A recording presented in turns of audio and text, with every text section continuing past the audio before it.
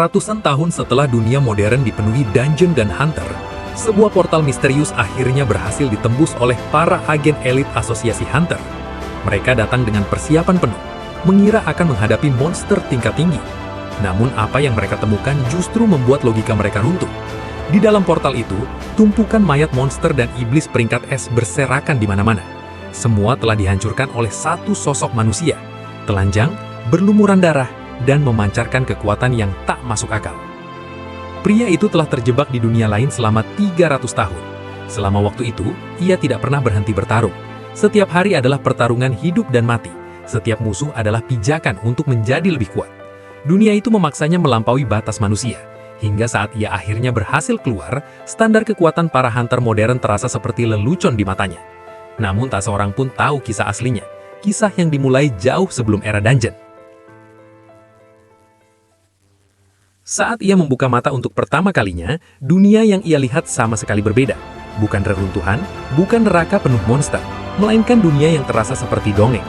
Teknologinya tertinggal jauh dibandingkan bumi, tapi atmosfernya hangat dan hidup. Ia terlahir kembali di sebuah rumah besar yang makmur, bukan gubuk miskin. Bagi seseorang yang mati kelelahan di dunia lama tanpa keluarga, ini terasa seperti hadiah tak terduga dari takdir. Hal yang paling membekas adalah sosok wanita yang memeluknya. Wajahnya lembut, matanya penuh kehangatan, memberi rasa aman yang belum pernah ia rasakan sebelumnya. Sejak saat itu, ia sadar bahwa hidup barunya mungkin tidak akan sekeras kehidupan lamanya. Keberuntungan akhirnya berpihak padanya. 3 tahun berlalu, dan tubuh kecil itu mulai mengenal dunia. Dengan langkah goyah, ia mencoba melihat keluar jendela setelah berhasil keluar dari buaya.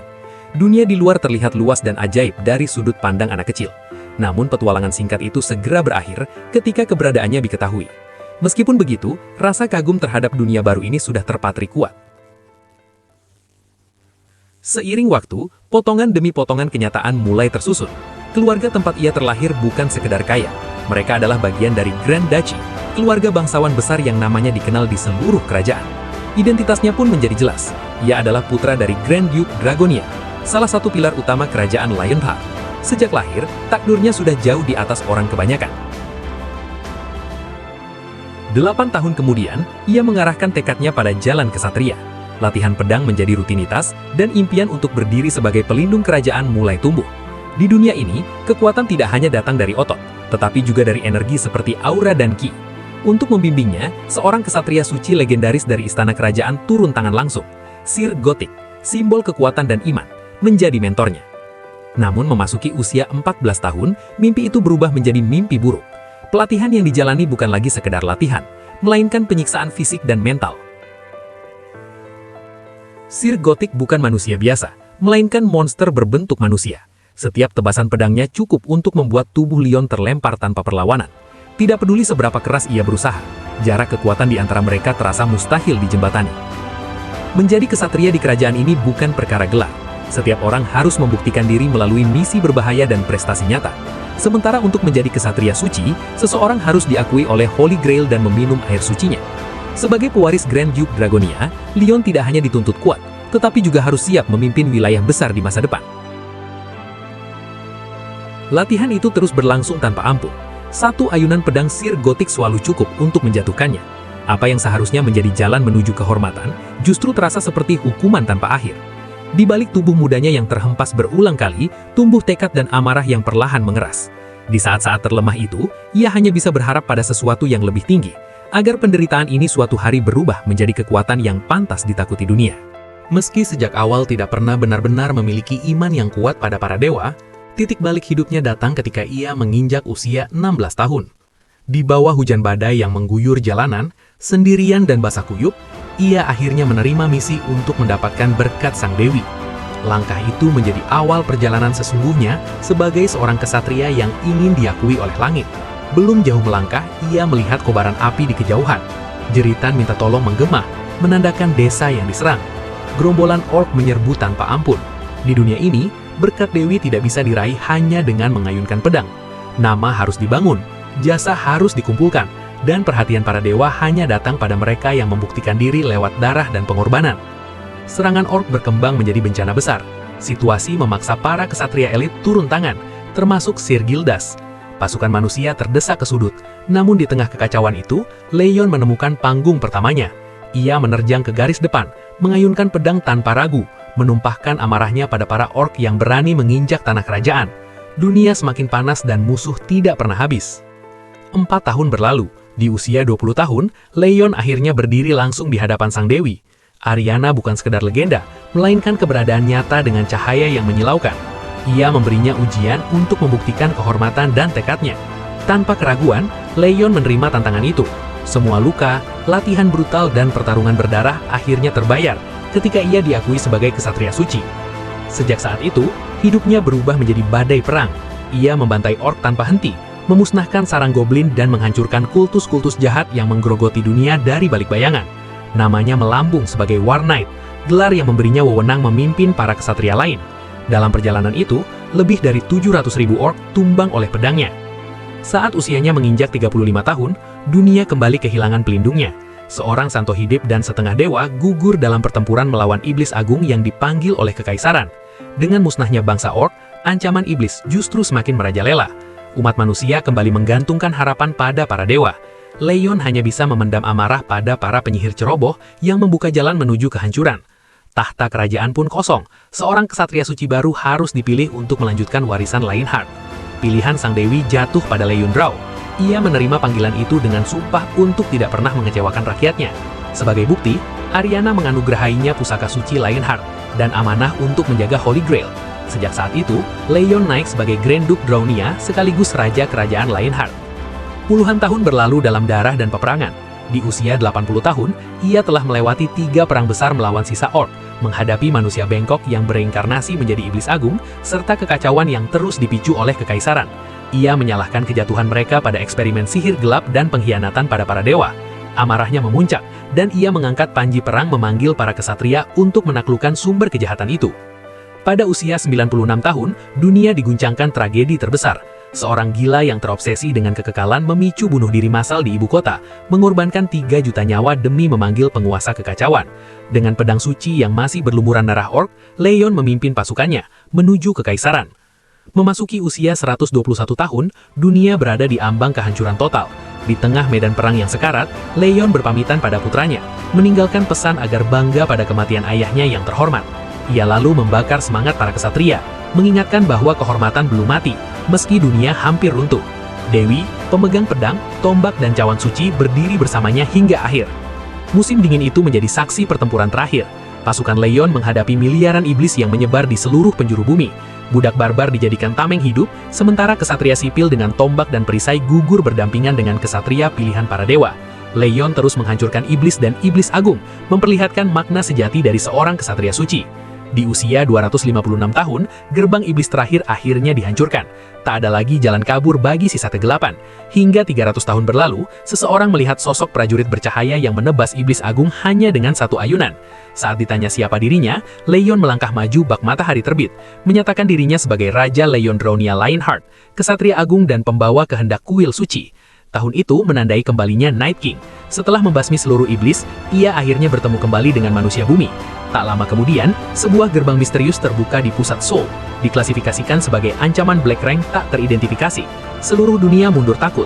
Korea dan Asosiasi Hunter Global hanya bisa mengirim Asosiasi Hunter Korea sebagai pion pertama. Di dalam gerbang itu, seorang manajer asosiasi tertegun melihat seorang pria telanjang berdiri tenang di tengah neraka. Semua orang selamat secara ajaib, berkat satu sosok yang tak masuk akal kuatnya. Saat Leon ditanyai, terungkap bahwa Leon bukan satu-satunya yang pernah lolos dari dunia lain. Namun jelas, tak ada seorang pun yang membawa kisah perang 300 tahun seperti dirinya. Selama 30 tahun terakhir, gerbang-gerbang yang muncul di dunia memiliki satu pola yang jelas.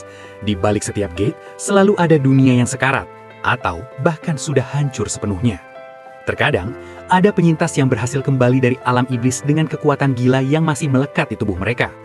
Karena itulah, pemerintah di berbagai negara berlomba-lomba mendukung, melindungi, dan merekrut para penyintas semacam itu.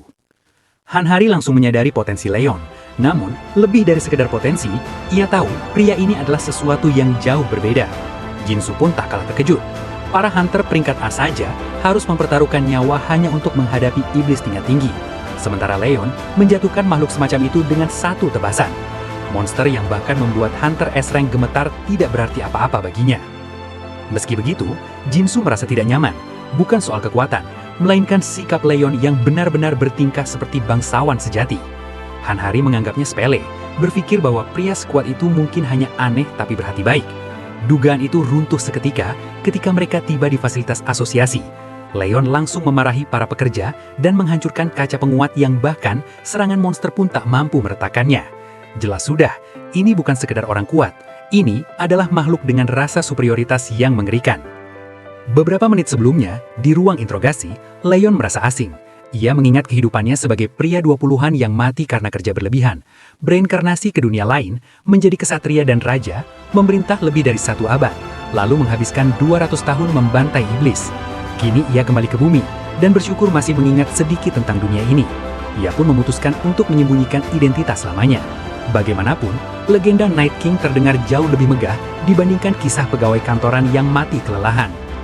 Sikap kerajaan pun tetap ia pertahankan. Agen botak yang menangani interogasi jelas kewalahan. Namun, Leon menganggapnya sekedar pelayan pemerintah atau seseorang yang mencoba bersikap sopan. Ketika topik gerbang hitam dan pembantaian iblis dibahas, Leon langsung meluruskan, menegaskan bahwa ia telah memusnahkan seluruh ras kejahatan dan menjaga kehormatan kesatria malam. Ia bahkan memerintahkan agen itu untuk bertindak sebagai sekretaris dan mencatat kisah agungnya. Agen tersebut memilih mengikuti alurnya, menganggap semua ini sebagai perbedaan budaya. Ketika Leon menyiratkan bahwa seorang bangsawan pantas diperlakukan lebih baik, terutama soal makanan, sang agen segera pergi mengurusnya. Di balik sikap angkuhnya, Leon justru ingin tahu apa yang terjadi pada dunia selama ia menghilang. Penjelasan pun dimulai. 30 tahun lalu, Gate muncul secara global, membanjiri dunia dengan monster dan iblis.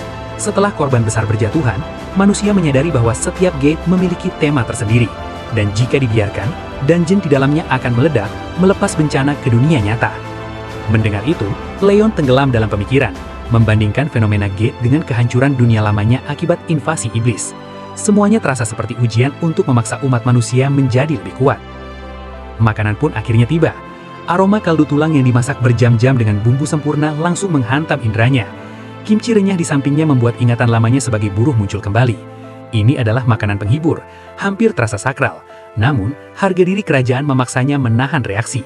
Ia malah menganggap hidangan itu sebagai penghinaan bagi seorang raja, dan kembali menegaskan identitasnya.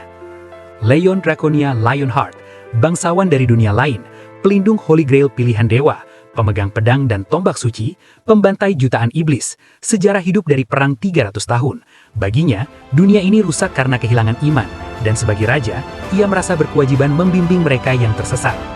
Setelah stik disajikan, harga dirinya akhirnya terjaga. Jinsu heran, bagaimana pria seangkuh itu masih mengenali mie ayam dan jajangmyeon. Han Hari hanya lega melihat Leon menikmati stik tebal dengan anggur merah tahun 1993. Jinsu memberi isyarat agar Han Hari memimpin pembicaraan lanjutan.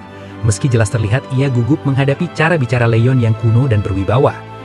Jinsu mulai curiga bahwa Leon mungkin tertarik pada Han Hari, mengingat ia memujinya sebagai sosok pemberani dan tidak mengusirnya. Ragu-ragu, Han Hari masuk dan meminta izin. Leon mengenali pendekar wanita yang ditemuinya sebelumnya dan mempersilahkannya duduk. Sikap itu membuat Han Hari sedikit tenang. Ia menanyakan pendapat Leon tentang makanan. Leon mengakui keahlian sang koki dan menjelaskan bahwa kemarahannya bukan karena rasa, melainkan karena cara mereka memperlakukan seorang raja.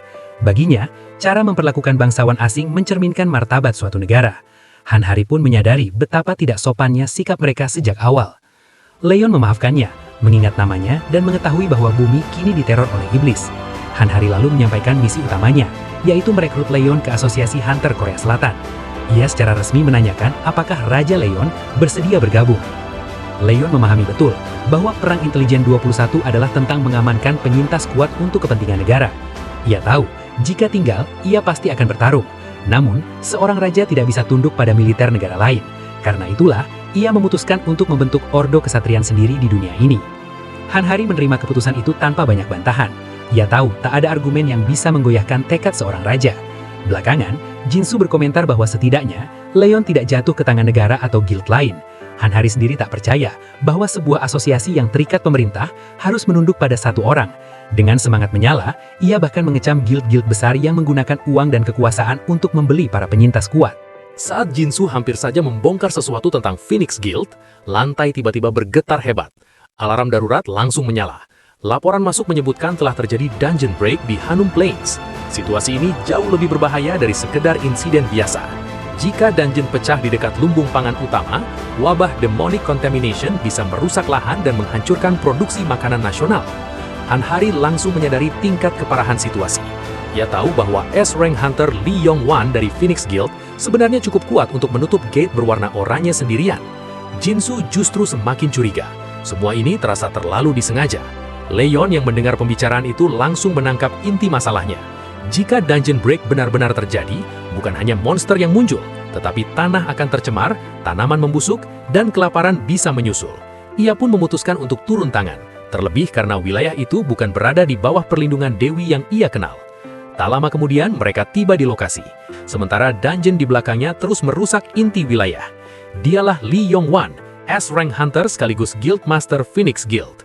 Begitu melihat Jinsu dan Han-Hari datang, ia langsung menyadari kehadiran asosiasi. Jinsu semakin yakin bahwa pria ini sengaja membiarkan dungeon break. Alasannya sederhana dan busuk. Permintaan Phoenix Guild untuk pembebasan pajak atas keuntungan gate ditolak pemerintah. Padahal guild ini telah mengeruk keuntungan besar dari kristal sihir dan material monster. Meski begitu, mereka tetap mencoba menghindari kewajiban pajak senilai 1 triliun rupiah. Keserakahan mereka tidak mengenal batas. Sudah seminggu berlalu sejak gate itu seharusnya ditangani. Namun Yong-wan masih bersikap santai. Ia sadar akan resikonya, tetapi berdalih bahwa anggota guildnya terluka dan raid harus ditunda. Janji kosong untuk menyelesaikannya besok tanpa jaminan apapun membuat amarah Jinsu dan Han-Hari memuncak. Han-Hari bahkan mempertanyakan rasa tanggung jawabnya terhadap negara, mengingat Hanum Plains adalah wilayah vital. Respons Yong-wan justru lebih dingin dan kejam. Ia menegaskan bahwa di dunia ini, keadilan ditentukan oleh uang dan kekuasaan. Pada saat itulah suara asing menyelah, menyebutnya sebagai sosok dangkal dengan pola pikir kuno. Yong-wan membalas dengan kasar, namun Leon langsung menghentikannya, menegaskan bahwa orang serendah itu tidak pantas berbicara lancang kepada seorang raja. Penghinaan itu membuat Yong-wan terkejut. Sebagai salah satu dari 20 S-Rank terkuat di dunia dan pemimpin guild besar, ia tidak pernah diremehkan seperti ini. Amarahnya nyaris meledak, tetapi Han-Hari segera mengingatkan bahwa Leon adalah seorang survivor dari dunia lain. Seketika, sikap Yong-wan berubah drastis. Nada suaranya melunak, bahkan menunjukkan rasa hormat. Namun Leon tidak tertarik pada basa-basi. Ia langsung meminta Jinsu menjelaskan situasi dungeon dengan jelas. Bagi Jinsu dan Han-Hari, kehadiran Leon adalah angin segar. Mereka menjelaskan bahwa dungeon break biasanya dimulai dari pencemaran tanah oleh energi iblis, membuat lahan tidak bisa ditanami. Karena Hanum Plains adalah lumbung pangan utama, krisis ini menjadi prioritas nasional. Solusinya hanya satu, membersihkan dungeon dan memurnikan tanah yang tercemar. Begitu memahami situasi, Leon langsung mengambil alih. Ia memerintahkan Han-Hari untuk memanggil bala bantuan dan menyatakan akan bertindak keesokan harinya setelah tenggat Phoenix Guild habis. Namun sebelum itu, ia menuntut sesuatu yang tak terduga. Ia meminta izin resmi dari kepala negara. Tanpa persetujuan raja, ia menolak bertindak. Han-Hari mencoba menjelaskan bahwa prosedurnya tidak serumit itu. Namun Leon tetap bergeming. Baginya, hukum dan legitimasi adalah fondasi kekuasaan. Akhirnya, pesan pun dikirim langsung ke presiden. Sementara itu, Yong-wan terlihat pucat. Dalam benaknya, Leon terasa jauh lebih berbahaya daripada dirinya sendiri. Setelah persetujuan resmi diterima, Han-Hari memastikan semuanya siap. Ia sempat mempertanyakan permintaan Leon yang terdengar aneh, yaitu boneka jerami. Leon menjelaskan bahwa pemurnian tanah yang terkontaminasi membutuhkan ritual suci yang tepat. Ia meminta boneka jerami buatan para ibu, termasuk Han-Hari yang membuatnya. Ketika semua berkumpul, Leon memeriksa satu persatu boneka yang diserahkan. Tanpa ampun ia mengkritik hasil yang dianggap buruk, menolak hampir semuanya, bahkan karya Han-Hari sendiri. Baginya, wanita yang telah melahirkan seharusnya mampu menciptakan boneka dengan jiwa dan ketulusan. Akhirnya, ia memilih boneka buatan seorang nenek berusia hampir 90 tahun yang telah membesarkan 12 anak. Ia menyebutnya patriot sejati. Biasanya penghargaan dan hadiah akan diberikan, namun kali ini Leon hanya meminta maaf dengan tulus, membuat sang nenek tersipu. Boneka terpilih kemudian dibawa ke Hanum Plains. Semua persiapan ritual telah selesai, sementara kelompok Yong-wan hanya bisa menyaksikan dari kejauhan. Saat boneka persembahan diberikan kepada ibu tanah, tetesan cairan suci mengisi cawan. Matahari terbit, langit merah menyelimuti langit, dan boneka jerami itu berdiri sendiri penuh dengan energi ilahi. Pada saat itu, Dewi Kehidupan dan Kelimpahan, Deira, turun ke dunia melalui boneka tersebut. Ia menyambut mereka setelah sekian lama, menandakan kembalinya keberadaan ilahi di tanah ini. Leon menyambutnya dengan penuh penghormatan, memuji anugerah sucinya. Namun Deira menilai tanah ini telah ternoda dan dipenuhi kejahatan. Leon mengakui kenyataan itu. Banyak makhluk jahat yang menyeberang ke dunia ini, sementara tidak ada satupun divinity sejati yang menjaganya. Baginya, semua ini terjadi karena kegagalan mereka yang lemah dan tidak layak. Demir menilai bahwa keserakahan dan kebodohan tidak selalu lahir dari dosa, melainkan bagian dari sifat manusia itu sendiri. Ketika pandangan itu diarahkan padanya, Leon mengakui bahwa di antara para pendekar, sulit untuk benar-benar menonjol. Namun baginya, seorang penakluk sejati adalah makhluk yang memiliki sifat ilahi secara alami. Ia bersumpah akan membimbing mereka yang bodoh dan tersesat dengan keseimbangan antara kekuasaan dan tanggung jawab, setidaknya sampai sebuah panteon baru bangkit kembali di dunia ini. Saat kesempatan untuk mengajukan permohonan diberikan, Leon meminta Deira, Dewi Bumi yang diselimuti aura hijau kehidupan, untuk memurnikan tanah yang tercemar. Dengan sukacita, sang Dewi menurunkan esensinya ke dalam bumi, memberkati tanah itu dan menyatakan bahwa siapapun yang berpijak di atasnya kini berada di bawah naungan Leon. Setetes cahaya suci jatuh, menyapu bersih kegelapan, dan Leon dengan lantang menyatakan agar semua orang menjadi saksi bahwa dunia ini kembali disentuh oleh keilahian. Baginya, tujuan sejati kehidupan adalah melahirkan dan bertumbuh. Kelahiran dan kemakmuran adalah bukti bahwa tanah subur merupakan janji ilahi yang hidup. Namun suasana sakral itu langsung dirusak ketika Yongwan menuding hasil panen yang tumbuh secara ajaib sebagai racun. Ucapan itu benar-benar membangkitkan amarah Leon. Ia tidak akan membiarkan kebodohan diulang 2 kali. Udara mendadak terasa dingin saat Leon memperingatkan Yongwan untuk menjaga mulut kotornya. Yongwan tetap keras kepala dan berniat membongkar Leon sebagai penipu. Ia bahkan memanggil seorang penilai yang menggunakan sihir appraisal pada tanaman tersebut. Namun hasilnya justru membuat sang penilai membeku ketakutan. Beras itu ternyata adalah tanaman langka yang diberkati langsung oleh Deira, mampu menyembuhkan penyakit tingkat 3 jika dikonsumsi dalam jumlah cukup. Bahkan kanker sekalipun tidak akan mampu bertahan. Kerumunan langsung terdiam, tercengang oleh kenyataan itu. Jinsu segera memerintahkan agar panci dibawa dari rumah kepala desa. Makanan dengan nilai keajaiban seperti ini tidak boleh diabaikan. Setelah dimasak dan dikonsumsi, sebuah jendela biru muncul menunjukkan bahwa Jinsu mendapatkan pemulihan stamina dan mana selama 8 jam dengan regenerasi setiap menit. Ia langsung menyadari nilai ekonominya yang mengerikan, setara jutaan per botol. Situasi makin absurd ketika Han Hari tiba-tiba mengungkap bahwa ia memakan seekor serangga karena rasa penasaran. Jinsu nyaris muntah, sampai Han Hari menjelaskan bahwa serangga itu memberinya buff. Fakta itu membuatnya terpukul. Jika energi ilahi telah menyebar ke seluruh wilayah, maka setiap makhluk hidup bisa membawa efek peningkatan. Jinsu pun memerintahkan pengumpulan serangga sebanyak mungkin, agar pasukan masuk ke gate dalam kondisi penuh buff.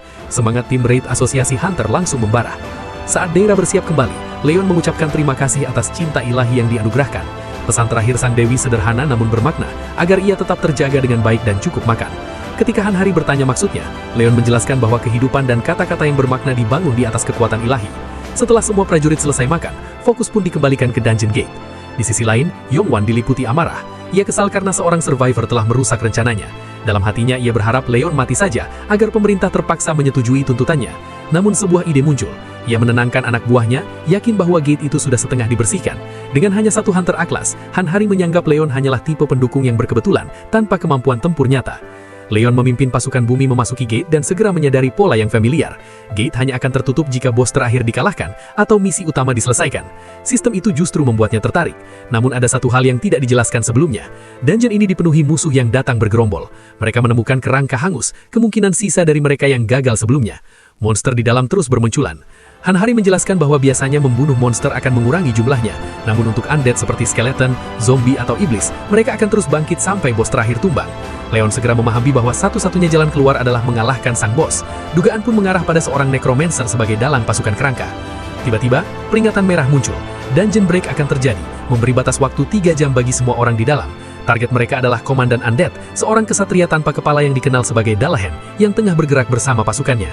Ketegangan menyebar. Jinsu mengutuk Yongwan karena jelas-jelas menjebak mereka. Gelombang tentara kerangka mulai menyerbu. Jinsu segera mengatur formasi, memprioritaskan sumber daya tempur untuk unit atas. Laporan cepat menyebutkan puluhan pemanah dan 2 penyihir musuh. Sniper diarahkan ke jarak jauh, sementara unit perisai menahan garis depan. Pertempuran pun meledak menjadi bentrokan senjata dan tulang. Meski terkejut oleh kekuatan undead, Jinsu menilai situasinya masih bisa dikendalikan untuk Gate Orange. Namun perhatiannya tertuju pada 2 skeleton mage yang melantunkan sihir tingkat lanjut.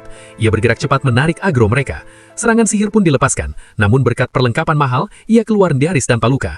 Saat saman pertempuran belum sepenuhnya menghilang, Dalahen muncul dengan penuh wibawa di atas kudanya. Satu tebasan brutal membuat Jinsu terlempar dan menghantam dinding. Kepanikan mulai merambat. Anak buah Han Hari menyarankan pemanggilan pasukan cadangan. Jinsu melihat pedang besar di tangan Dalahen semakin cepat berputar, menyadari betapa buruknya situasi. Dalam keputusasaan, Han Hari meminta bantuan Raja Lionheart, sosok yang pernah mengalahkan Iblis Agung. Namun Leon menilai pertempuran kecil seperti ini tidak pantas baginya. Ia justru memerintahkan Hanhari untuk meraih kehormatannya sendiri, menyebut ia memalukan jika ia harus turun tangan hanya untuk sekumpulan tulang belulang atau mengharapkan campur tangan Dewi. Ucapan Leon jelas menusuk harga diri Hanhari. Waktu terus menipis dan ia menyadari satu hal penting. Pria itu sama sekali tidak tertarik menyelamatkan mereka. Perhatiannya justru sepenuhnya tertuju pada Dullahan, seolah pertempuran ini hanyalah tontonan baginya. Tanpa ragu, Hanhari menggenggam pedangnya erat dan memutuskan bertaruh segalanya. Ia akan menjatuhkan bos itu sendiri dan mengakhiri kekacauan ini. Di saat yang sama, ia memerintahkan sisa tim untuk mendukung Jinsu dan barisan depan. Dengan lonjakan kekuatan penuh, Hanhari menerjang, melompat tinggi dan melesatkan tebasan penentu ke arah Dullahan.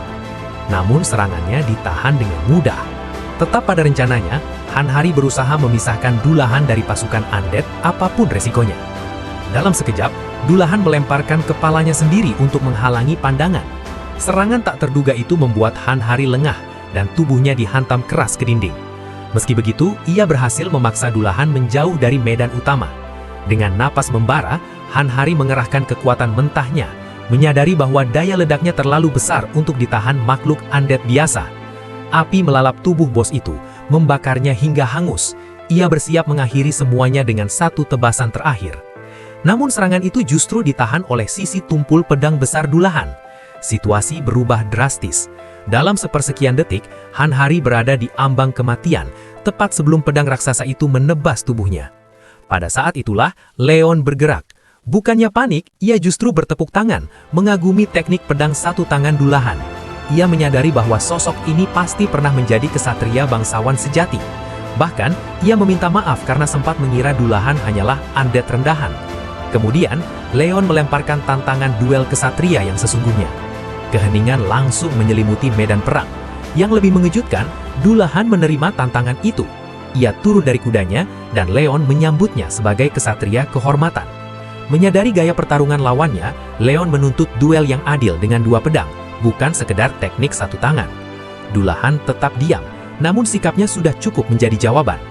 Leon menarik pedangnya dengan santai. Saat itu pula, Hanhari akhirnya mengungkap fakta penting bahwa Dullahan tidak bisa mati kecuali kepalanya dipenggal. Namun Leon menepisnya seolah aturan itu tak berarti apa-apa. Sikap tenangnya justru membuat Hanhari kebingungan, bertanya-tanya bagaimana mungkin ia berniat menang tanpa mengikuti hukum mutlak undead tersebut. Sebagai pria yang menjunjung prinsip, Leon menyatakan bahwa kehormatan kesatria akan menentukan pemenang. Ia melangkah ke medan duel dan memperkenalkan dirinya sebagai kesatria pertama Dewi Cahaya dan Keadilan, Archduke Draunia, serta Raja Lionheart. Dengan itu, duel resmi dimulai. Dullahan tidak membuang waktu dan langsung menyerang. Namun dengan satu tangan saja, Leon menahan serangannya tanpa usaha berarti, membuat Dullahan kehilangan keseimbangan. Dalam satu serangan balasan, tubuh besar itu terlempar. Dullahan mencoba serangan jarak dekat yang cepat, tetapi Leon membaca setiap langkahnya dan membalas seketika. Hanhari terperangah. Jinsu bahkan tidak memahami apa yang baru saja terjadi. Hanya Hanhari yang mampu mengikuti alur duel tersebut.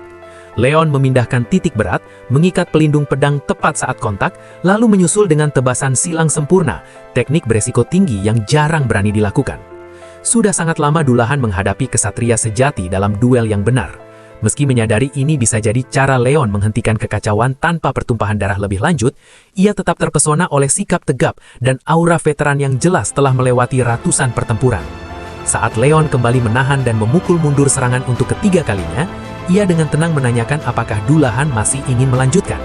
Di mata Dullahan, Leon adalah perwujudan kesatria bangsawan sejati. Dalam hatinya, ia menolak menggunakan nekromansi atau sihir curang. Yang tersisa hanyalah keinginan untuk bertarung secara terhormat, seperti di masa lalu ketika ia masih hidup. Perlahan, ingatan kehormatan lama yang telah lama ia lupakan pun kembali. Pada tebasan ke-10, pedang Dullahan terlepas dan melayang di udara. Leon dengan tenang memuji teknik pedangnya. Ia menanyakan apakah Dullahan masih mengingat kehidupannya yang dulu. Dullahan merasakan kebanggaan yang tak pernah ia rasakan selama ratusan tahun. Mengakhiri perjalanan terkutuknya seperti ini terasa benar. Dengan Dullahan berlutut, Leon menundukkan kepala dan memanjatkan doa agar jiwanya beristirahat atau dibimbing Dewi Cahaya menuju surga. Ia berharap suatu hari mereka dapat bertemu kembali di haula perjamuan para dewa. Saat tubuh Dullahan memudar, wajah manusianya tampak damai untuk pertama kalinya. Di luar gate, Jinsu tertegun. Leon benar-benar menepati janjinya dengan menyelesaikan semuanya lewat duel kehormatan. Seluruh pasukan, termasuk Han Hari, terguncang oleh kekuatan ilahi yang memusnahkan undead secara bersih. Han Hari tahu, Leon sebenarnya bisa mengakhiri ini sejak awal dengan satu serangan. Namun Leon menjelaskan bahwa jika begitu, Dullahan akan mati sebagai necromancer. Ia memilih membiarkan Dullahan pergi sebagai kesatria, karena kehormatan lahir dari tindakan, dan tindakan berasal dari kehendak. Setelah itu Leon menuju lokasi hadiah dungeon. Yang tersisa hanyalah pedang dan jubah Dullahan. Jinsu hampir pingsan ketika melihat Leon menghancurkan kristal loot begitu saja. Namun Leon menganggapnya tak lebih dari mesin kekacauan. Dengan itu Hanum Gate resmi ditutup. Wajah Han Hari terlihat benar-benar kelelahan. Lingkar hitam di bawah matanya menandai hari keempat Leon berada di bumi. Terlalu banyak kejadian besar terjadi dalam waktu singkat. Mulai dari konflik pajak hingga fakta bahwa Leon menolak membayar 1 koin pun dari hasil dungeon, bahkan dalam bentuk mana stone. Sebagai raja, ia menganggap menghitung koin adalah pekerjaan rakyat. Di tengah kekacauan itu, Han Hari menyadari sesuatu yang jauh lebih mengkhawatirkan. Jumlah pengikut Leon mulai meningkat secara drastis. Setelah kekuatan ilahi Leon memberkati tanah, para pengikut mulai menanyakan soal persepuluhan. Jawaban yang mereka terima terasa seperti palu godam. Leon dengan santai menetapkan jumlahnya sebesar 90% dari hasil panen. Wajah para petani langsung pucat. Biaya hidup dan pajak saja sudah mencekik, apalagi harus menyerahkan hampir seluruh hasil kerja mereka. Namun bagi Leon itu bukan masalah. Ia mempertanyakan mengapa pengikut sejati seorang dewi harus takut kelaparan. Ia menegaskan bahwa guild miliknya akan menanggung seluruh kebutuhan hidup, mulai dari makanan, kesejahteraan, hingga biaya sehari-hari. Di saat keraguan masih menggantung, Han Hari menjatuhkan fakta penentu. Beras yang diberkati Leon memiliki nilai appraisal yang tidak masuk akal. 80 kg saja bernilai sekitar 1,5 miliar. Perhitungan cepat langsung mengubah segalanya. Bahkan setelah menyerahkan 90%, mereka tetap untung besar. Dalam sekejap, keyakinan mereka pun terkunci sepenuhnya. Tak lama kemudian, Han Hari menyadari bahwa kondisi hidup Leon benar-benar berantakan. Pria itu nyaris meledak karena kamar tanpa satupun karya seni. Ia langsung menuntut ranjang mewah, pelayan siaga, dan benda-benda seni yang bisa ia nikmati setiap saat. Dengan hampir menangis, Han Hari menghabiskan sepanjang malam menelpon hotel bintang 5 hingga pukul 2 pagi hanya untuk mendapatkan suite yang layak. Dalam keputusasaan, ia memohon agar Leon mau tidur. Akhirnya tercapai kompromi sederhana, cukup menggantung satu lukisan atau keramik di kamar. Pagi harinya, Han Hari memasuki kamar dengan izin untuk menyajikan sarapan. Leon memerintahkannya ikut makan, karena baginya melewatkan waktu makan adalah hal yang tidak dapat diterima. Han Hari sempat berharap mereka akan berbagi hidangan, apalagi ia menginginkan sandwich. Namun harapan itu pupus seketika. Leon menegaskan bahwa raja dan rakyat jelata tidak pernah makan bersama dimanapun. Jarak itu tetap dijaga. Dalam pembicaraan berikutnya, Han Hari menjelaskan bahwa Asosiasi Hunter berencana memberikan dukungan pemukiman agar Leon hidup nyaman.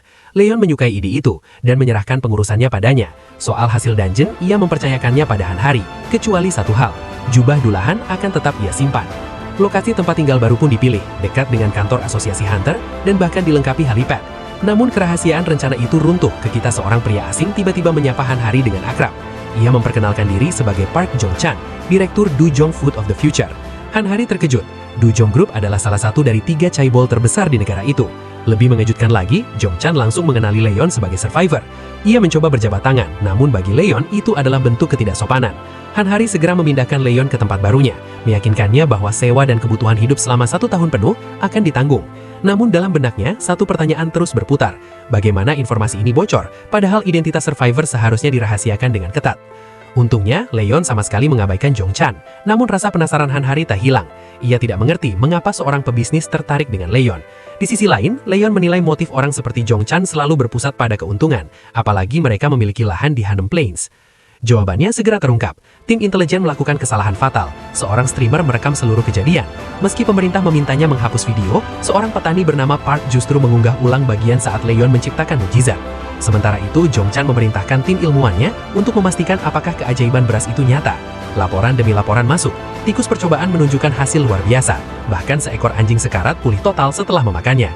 Penyakit kronis dan akut, ringan maupun berat, semuanya sembuh. Satu desa penuh menjadi sehat.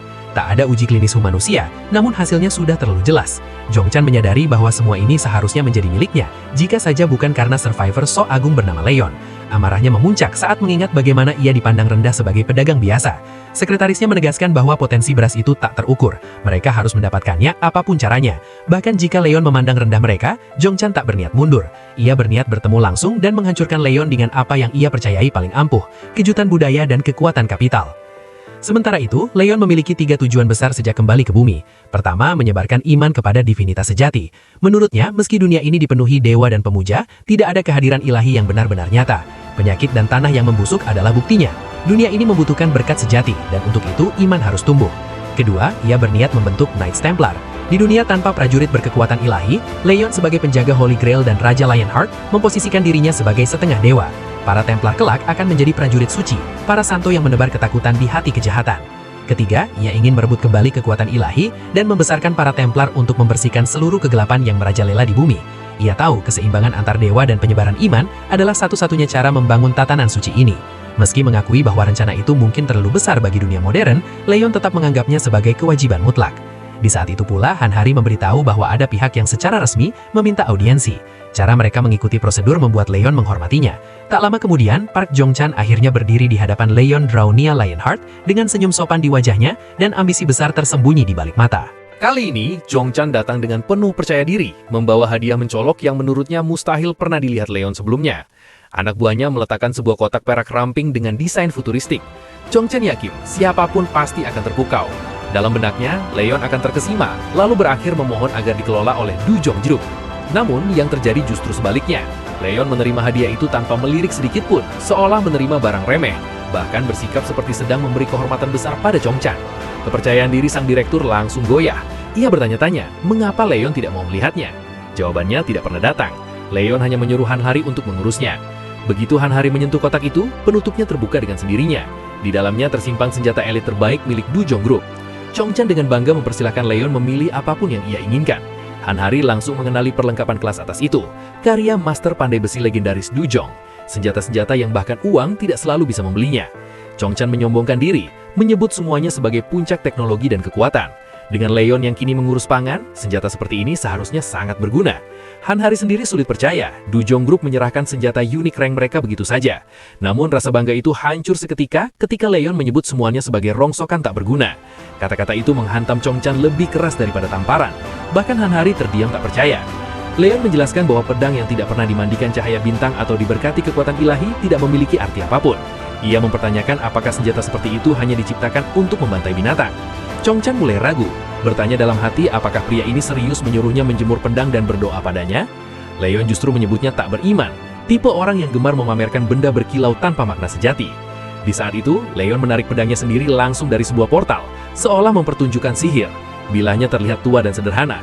Zhongchan nyaris tertawa, mengira raja gila ini benar-benar membandingkan benda antik dengan senjata elitnya. Meski begitu, rasa penasaran tetap muncul. Leon lalu meminta Han Hari menguji salah satu pedang Du Zhong. Han Hari terkejut, tetapi akhirnya memilih pedang yang telah ia kagumi selama 4 tahun, senjata legendaris bernama Dawn karya Park Ginchol. Saat menggenggamnya, ia langsung merasakan energi mentah yang berasal dari 10 hari penyerapan cahaya matahari murni di dalam gate kelas tinggi. Dengan penuh hormat, Han Hari meminta izin Leon, namun ia hanya menyuruhnya bermain sesuka hati. Leon kemudian mengangkat pedangnya sendiri dan membiarkan Han Hari menyerangnya. Dengan seluruh tenaga, Han Hari mengayunkan Dawn. Hasilnya membuat semua orang terpaku. Pedang kebanggaan Du Zhong Group hancur berkeping-keping. Keheningan menyelimuti ruangan. Leon menyebutnya sampah, bahkan lebih buruk dari yang ia perkirakan. Saat itu juga, posisi Zhongchan runtuh total. Senjata terkuat yang ia banggakan lenyap dalam sekejap. Tanpa membuang waktu, Zhongchan akhirnya mengungkap tujuan aslinya. Ia menginginkan hak paten atas beras mukjizat itu. Ia menawarkan harga 180 miliar ruon. Namun jauh di lubuk hatinya, ia tahu beras penyembuh kanker bernilai jauh lebih besar. Ia yakin Leon, kesatria gila itu, tidak paham nilai uang sebesar itu. Ketika Leon bertanya apakah Zhongchan berniat membeli anugerah itu dengan uang, Zhongchan mengira ia berhasil memancing minatnya. Ia menawarkan kontrak penuh, menyerahkan kendali total pada Du Zhong Group. Itu menjadi kesalahan fatal. Amarah Leon meledak, aura Lion King menyelimuti ruangan. Niatnya jelas, menghancurkan pedagang sombong yang berani memberi harga pada anugerah ilahi. Anak buah Zhongchan membeku tak ketakutan. Zhongchan sendiri basah oleh keringat, sadar nyawanya berada di ujung tanduk. Leon menyatakan bahwa orang ini baru saja mengakui dosa besarnya. Tekanan itu membuat Zhongchan runtuh. Ia berlutut, menangis, bahkan tidak mengerti kesalahan apa yang ia berbuat. Leon menjelaskan dengan dingin bahwa hasil panen itu adalah berkat suci dari Dewi Deira, hadiah bagi para petani yang mencurahkan keringat dan limbah pada tanah. Itu bukan sesuatu yang bisa dibeli. Hanya hati yang bersyukur dan iman sejati yang pantas menerimanya. Ia mempertanyakan mengapa orang Serakan yang bahkan tidak percaya pada Dewi berani menginginkan berkat ilahi. Saat Chongchan kehilangan sisa harga dirinya, Han Hari mencoba menengahi, mengingatkan bahwa pria itu tetap figur penting. Namun Leon sama sekali tidak peduli. Lalu ia menanyakan apakah tugas yang ia berikan pada Han Hari telah selesai. Han Hari menjawab bahwa asosiasi telah mengambil keputusan, dan bertanya apakah Leon juga akan mengikuti tes demi kemudahan prosedur. Permintaan itu membuat Leon terkejut. Ia tidak percaya seorang raja diminta mengikuti ujian. Ia menjelaskan bahwa kedatangannya bukan untuk diuji, melainkan untuk merekrut dan menguji para pejuang sejati. Pada titik itu, Han Hari hanya bisa menahan air mata. Beberapa waktu kemudian, seorang hunter dereng independen bernama Daiseng melihat Kim Do-han ikut hadir dalam tes tahun ini. Do-han bertanya santai apakah Daiseng merasa punya peluang naik peringkat. Daiseng menjawab bahwa ia hanya akan berusaha sebaik mungkin. Do-han menyarankan mereka bekerja sama. Daiseng merasa rendah diri, bahkan hunter paling biasa pun telah melangkah ke dungeon Sereng, sementara ia terjebak di dereng selama lebih dari 10 tahun. Meski begitu, Do-han mengagumi kegigihannya dan menyebutnya cocok menjadi andalan divisi pertambangan. Tawaran itu menggiurkan, tetapi Daiseng belum siap menyerah. Uang dari dungeon masih dibutuhkan untuk melunasi utang keluarganya.